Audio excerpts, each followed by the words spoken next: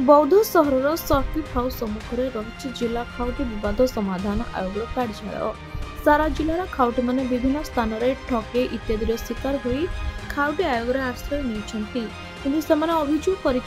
खाउटी आयोग कार्यालय खाली तारीख पर तारीख गड़ाऊँच।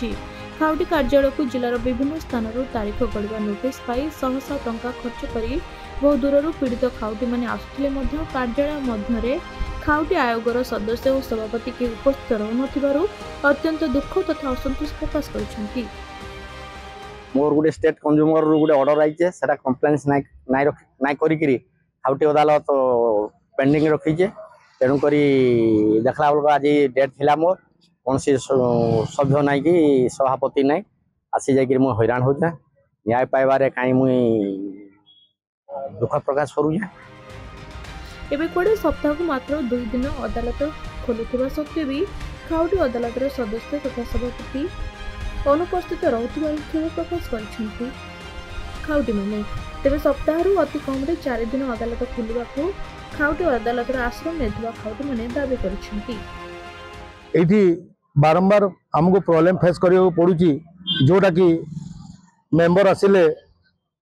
प्रेसिडेंट आसुना प्रेसिडेंट आसिले मेंबर आसुना दी जनकर जुग्म शुणाणी केबे हो पारु नहीं लोक भी बहुत हैरान होचु आमे भी बहुत हैरान होचु एटा बारंबार यही कंप्लेन ए जगह रही आछि केबे न्याय पारि नहीं पार 2 बरस हो गला आमे टिके भोकुआ लोग केबके न्याय पाइमु जे आपन टिके विचार करिके हमको न्याय दो असुविधा आज्ञा आमे पैसा टंका देइछु आमे पट्टा पाउ ना बैंक वाला हमको आम ना भूल प्रमाणित कर हमको हैरान करूँ। हाँ सेटा आपन इनक्वारी कर हमको जहाँ पुलिस मान दिंतु आर ना आम पट्टा दिंतु ऑफिस के आसले हमको भुआ बुलाऊन समस्ते आम कि जानी नहीं पार्बार। बौद्धर जयानंद मिश्र रिपोर्ट खबर ओडिशा।